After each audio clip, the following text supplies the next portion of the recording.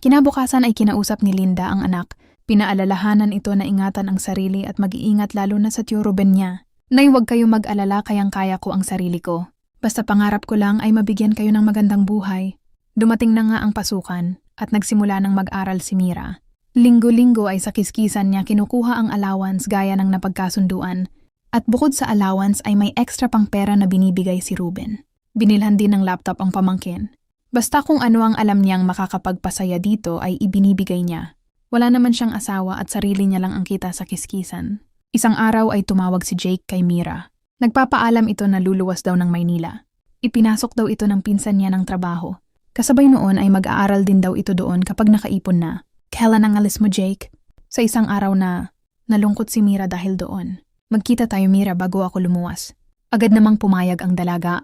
May kaibigan si Jake na ang mga magulang ay nasa abroad at nag-iisa lang sa bahay. Hindi sila maaring pumasok sa hotel dahil sa edad nila. Kaya nakiusap si Jake sa kaibigan niya na gamitin ang bahay o ara sa pagkikita nila ni Mira. Hindi pumasok si Mira ng araw na iyon. Dahil may mga naipon na pera ay ibinili niya ng mga damit, pati sapatos si Jake upang magamit sa pagtatrabaho. Mahal na mahal ni Mira si Jake. Sigurado siya na ito ang gusto niya makasama habang buhay. Kaya naman gusto niya rin na maramdaman ng binata iyon. Tulad ng palagi nilang ginagawa, ay nais ni Mira na mapaligaya si Jake sa araw na iyon sa paraang hindi masisira ang kanyang pagkababae. Ngunit iba ang iniisip ni Jake ng araw na iyon. Dahil ang nais niya bago siya umalis, ay makuha na ang pagkabirhen ni Mira. Matagal na silang magkasintahan at mahal na mahal niya ito. Hindi niya ito pinilit na ibigay ang sarili sa kanya. Ngunit natatakot siya na pag nagkalayo sila nito ay mahulog sa iba ang kasintahan niya. Gusto niyang makasigurado na siya ang makakauna dito. At yun ang hindi inaasahan ni Mira. Dumating nga ang araw ng kanilang pagkikita. Nauna si Jake sa bahay ng kaibigan. Ilang minuto lang ay dumating na din si Mira. Nagulat ito nang pagpasok niya pa lang ay agad siyang sinibasib ng halik ni Jake. Hindi naman siya tumanggi pa at nakipaglaban siya ng halikan dito. Maya-maya ay kumalas siya dito. Teka lang Jake, bakit parang nagmamadali ka? Mahaba pa ang oras natin saad ni Mira. Humalik itong muli at yumakap sa kanya. Mamimiss kasi kita pag nagkalayo tayo. Hay naku, kumain nga muna tayo. Nilabas ni Mira ang mga pagkain na dala niya pati ang mga pinamili niya para kay Jake. Matapos nilang kumain ay inaya ni Jake si Mira sa kwarto. Humiga si Jake at si Mira ay dumiretso sa banyo na nasa loob ng kwarto para maligo. Hindi nakatiis ang binata na maghantay lang sa kama kaya tumayo siya at sumunod sa loob ng banyo. Doon nga ay sinimulan agad nilang pakigayahin ang isa't isa. Tulad ng palaging ginagawa ni Jake kay Mira ay sa loob ng banyo ay ginawa niya. Ginawa ni Mira ang lahat upang mapaligya si Jake. Ipinaramdam niya rito ang init ng kanyang pagmamahal. Matapos ay naligo na sila at lumabas ng banyo. Pagkatapos ay siya naman ang pinaligaya ni Jake sa malambot na kama. Masayang masaya at kontento si Mira sa mga ginawa ni Jake. Ang akala niya ay tapos na ito dahil parehas na silang nakaabot sa rurok. Ngunit hindi niya inasahan ang sunod na gagawin ni Jake. Ang plano nito na angkinin siya ng tuluyan. Malakas si Jake at may kalakihan ng katawan. Kaya naman nang dumagan sa kanya ito ay wala siyang nagawa. Tulad ng nais ni Jake ay nagawa niyang kunin ang pagkabirhen ng nobya. Ngunit habang ligayang-ligaya siya sa pag-angkin sa nobya, si Mira naman ay nabuo ang galit sa kanya. Ang tiwala na pinagkaloob niya rito ng matagal na panahon ay biglang nawala. Nasira ang pangarap niya at si Jake mismo ang gumawa noon. Humiga ang binata dahil sa pagod. Si Mira naman ay agad pumasok sa banyo at isinara iyon. At doon ay bumuhos ang luha at kumawala ang malakas na paghagulgol.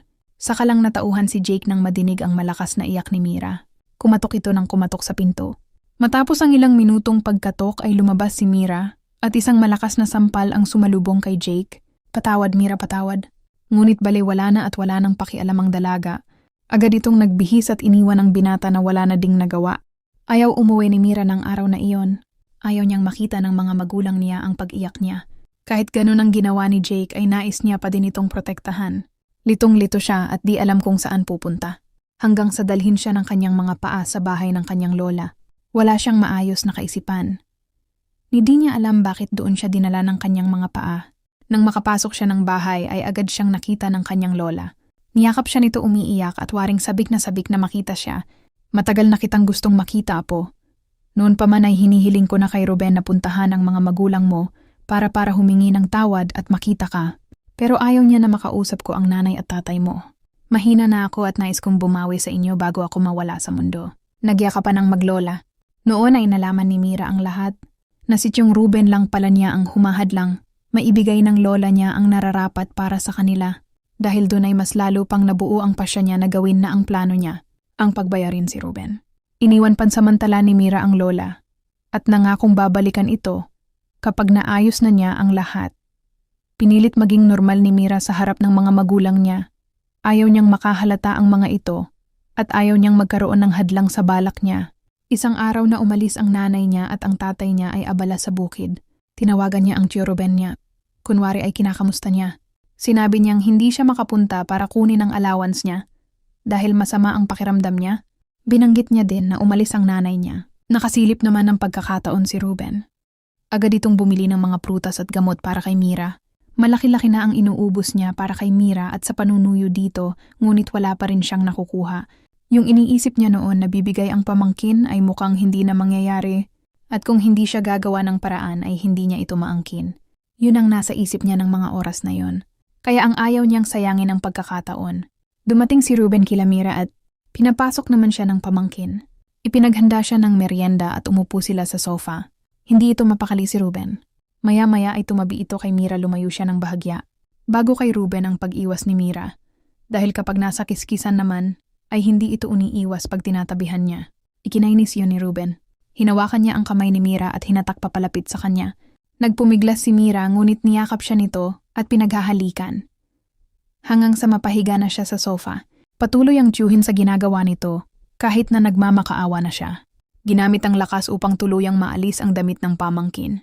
Bahagyang huminto si Mira sa pagpupumiglas at nagpanggap ng hindi pagtutol. Ngumiti si Ruben na parang demonyo. Sabi ko na nga ba't bibigay ka din sad nito? Nang huhubarin na nito ang kanyang damit ay nakakita ng pagkakataon si Mira. Naabot niya ang walis tambo na nasa tabi ng sofa at hinatawang tiyuhin at agad siyang kumawala dito. Kinuha niya ang cellphone na nakapatong sa lamesa at tumakbo palabas ng bahay. Si Ruben naman ay agad ding umalis matapos ang pangyayari. Kalahating oras pa lang na nakararating ni Ruben sa kiskisan nang may dumating na mga pulis. Inaresto ito dahil sa tangkang panggagahasa sa pamangkin. Malakas ang ebidensya.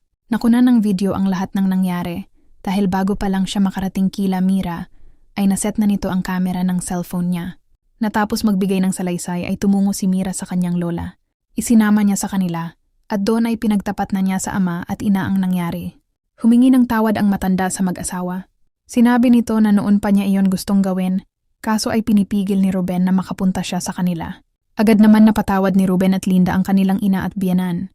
Makalipas ang ilang taon, nasa ilalim ng puno si Jake at nakaupo, kung saan sila madalas magtagpo ni Mira nang may tumawag mula sa likuran niya. Papa ang sabi nito. Isang batang lalaki ang nakita niya sa paglingon niya. Nagulat siya at nagtaka. Maya-maya ay isang pamilyar na figura ang lumapit sa bata. Nagkatitigan sila. Si Mira na noon ay akay na ang bata. Tumingin si Jake sa bata at muli ay tumitig kay Mira. Nagtatanong ang mga mata nito. Nguniti si Mira sa kanya. At doon ay naiintindihan na niya na anak niya ang bata. Kinarga ni Jake ang bata at nagyakap sila kasama si Jaira. Ang batang bunga ng ginawa ni Jake noon kay Mira. Ang batang din yun ang dahilan kung bakit nanumbalik ang pagmamahal ni Mira kay Jake. Namuhay sila na masaya sa pagpapalago ng kanilang palayan at ang noon ay sarili na nilang negosyo, nakiskisan